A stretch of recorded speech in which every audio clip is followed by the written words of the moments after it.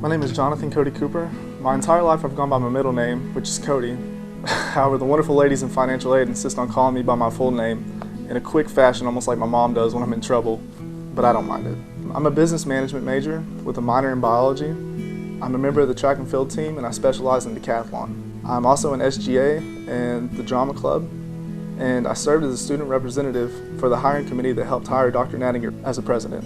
I've been blessed with many great opportunities at St. Catharine, and I'm extremely grateful. My story at coming to St. Catharine is a long one, but for the sake of unnecessary emotion, I'll stick to the main points of the story. High school was really difficult for me. I struggled with dyslexia, which made many different aspects of school difficult for me. For me personally, math has always been the main struggle. In high school, I failed every math class that I took at least one time, some twice. Even basic concepts just seemed completely foreign to me. But for some reason, words and art and sports just all seem to come really naturally. That's just how my brain works. Anyone with a learning disability, I think, can relate to many different frustrations that come with school. I didn't seem to care even the slightest about my studies, so I was labeled a jock and assumed to be kind of stupid or even slow. My frame of mind then was, if I'm going to try and fail, then why try to begin with? Looking back, I wish I would have given more effort, if even just a little bit. After graduating high school, I felt like I needed to go to school, so I went to technical college and just flunked out immediately. My heart just wasn't into it, and I lacked a lot of the motivation I needed. This is when I got my first bitter taste of real-world experience. I went from working part-time as a cashier at a dollar store to becoming an assistant manager and working 40 to 50 hours a week. But I was still really dissatisfied, and I needed to fill the void. So I was ready for a change in scene. I decided it was time to move out on my own and experience what life is outside of my comfort zone. I got a new job in a city away from my family and all my friends, and I got my own apartment. I had plans of going back to school, but it just didn't work out. So I started working long hours every week just to make rent and provide for myself. Eventually I found myself barely making ends meet, and oftentimes I wasn't even able to buy enough food for the week, and sometimes I even went hungry. But being the stubborn individual I am, I chose not to seek any help. I made the decision to get out on my own, and I felt like seeking help would show others I was incapable and weak. That's what I thought. But eventually enough was enough. It was time to move back home. I couldn't take it anymore.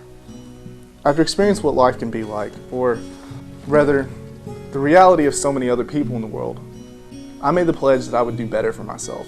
So I became motivated, and it was time to go back to school. But this time wouldn't be like high school for me, and the way things ended with technical college. I decided that as a student with dyslexia, a small school with one-on-one attention would be a good idea. In addition, I needed it to be affordable and also close to home. As a sports enthusiast and a good high school athlete, I wanted to do track again. So I wanted to go to a school that would allow me to be part of their program, and if even possible, receive money for it. I didn't even need to do much research. My choice was obvious. St. Catharine College was it. I went on a visit, and everyone was so nice. I met with the track coach, who's Coach Jones, who's now one of my favorite people in the world, and he gave me quite a bit of money for it. And I knew that St. Catharine was going to be the school that I would attend. And now that I'm here, and it's my second year, I couldn't be happier. I love this place more than words can even express.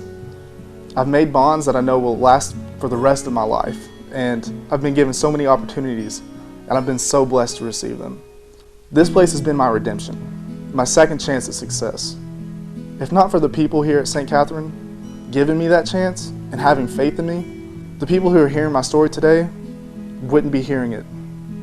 It's so truly incredible that St. Catharine was able to do so much for me.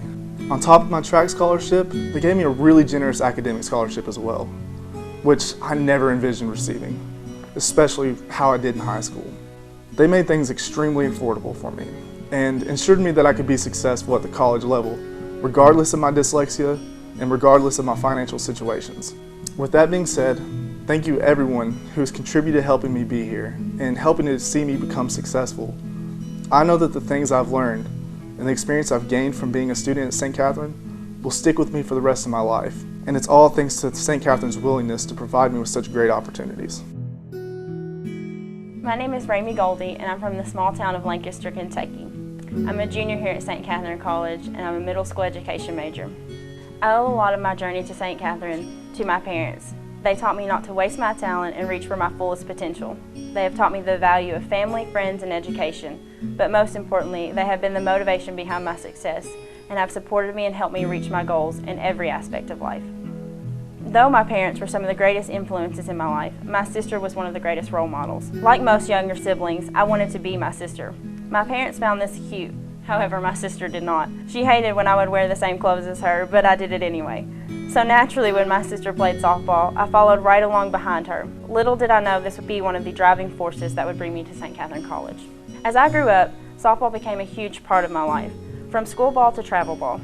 It became a true passion, and the love of the sport is what drew me to the St. Catharine softball coach, Holly Smith. I knew Coach Smith through my sister, who also played ball and graduated from here. So you can say that the St. Catharine tradition runs deep in my family. However, at the time I was talking with Coach Smith, I was not planning to continue my softball career. In fact, I had a very different path laid out for myself. I was going to attend Eastern Kentucky University and become an occupational therapist. I'd already received my letter of acceptance and was resigning myself to the fact that I would go to a big school with affordable tuition and be okay with the fact that I would be only a number in a sea of people. It wasn't my first choice. I preferred a small school, but I would never be able to afford that kind of education for myself. As the days counted down to my time at EKU, I kept reassuring myself that this was the right decision. Even though the thought of a big school terrified me, I reminded myself that EKU offered the only occupational therapy program close to home, and this is what I thought I wanted to be, so I carried on with this choice, even though it didn't ever feel quite right. As time started quickly approaching to make a final decision on where I would be attending college, I received another phone call from Coach Smith. I had known Coach Smith through my sister, and we had joked several times that I would follow in my sister's footsteps and come and play here as well. But I assured her that I would not be playing softball anymore. It wasn't until Coach Smith called me one afternoon and we discussed scholarships, financial aid, and of course softball that I changed my mind and decided I wasn't ready to end my softball career. That is why on March 16, 2013, I signed a scholarship to play softball at the collegiate level. And just like my sister, I would be majoring in biology and continuing my education to become a physical therapist. I was very happy with this decision and fortunate to play the sport I loved for another year, with a great coach and a wonderful group of girls who would become some of my best friends. Yet, as the school year continued, I began to feel a nagging emotion that I was not pursuing the right career path for myself. You see, for many years I wanted to be a teacher, and through the years I had been told by numerous people, including my own teachers, that it was a waste of talent, the pay was not great, and the jobs were too hard to find. Being told this for so long weighed on me until I convinced myself that I wanted to be somewhere in the medical field. Even though this feeling did not go away, I carried on with my classes, pursuing the route that would lead me to a career in physical therapy. It wasn't until about halfway through my first semester that a professor finally asked me why I wanted to be a physical therapist. And the only answer I could come up with was my sister was doing it, so I wanted to do the same. He looked at me and said, "That's great, but why do you want to be a physical therapist?" I replied, "I don't know," and this answer just didn't seem to cut it anymore. Shortly after this question from my professor and many late-night conversations with my mother, who convinced me to follow my heart, I walked to the education department. And for a small campus, it seemed like the longest walk of my life. It felt like each step I took, the road seemed to get longer. But I finally made it, and with a nervous hand, knocked on the door of the education department. When the door opened, I was face to face with a woman who would help me pursue my passion of teaching, Dr. Lance, who at the time was the head of the department. For those of you who don't know Dr. Lance, she's a very intimidating and wonderful woman all in the same. She sat me down in her office and asked me the question, "Why do you want to be a teacher?" And this time I had an answer. I wanted to inspire children and give them the opportunity to go after their dreams through education. Finally, this answer I was satisfied with. And so was Dr. Lance, because I switched to the education program and had loved every minute of it. Through this program, I have uncovered my true love for teaching and become assured that I had made the right decision for my future.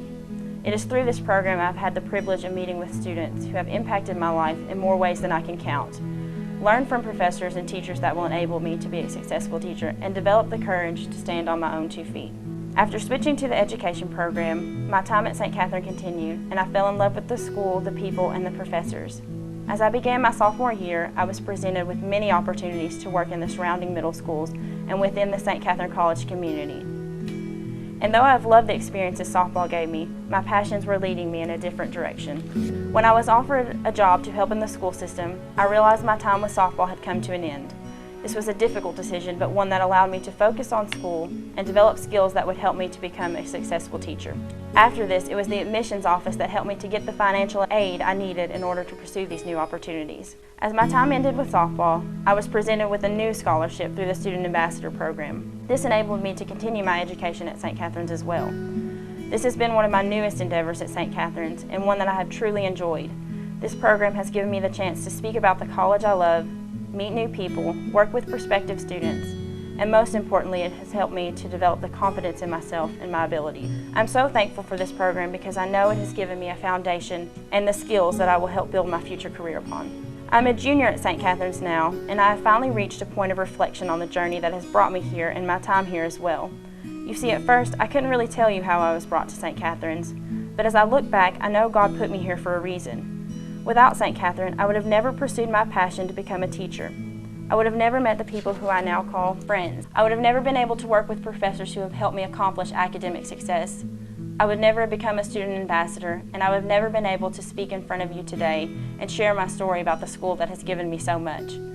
Without the scholarship and financial aid, I would have never been able to attend this great school. Therefore, I am so thankful that God interwove scholarships, financial aid, softball, my family, and these experiences together in order to place me exactly where I needed to be.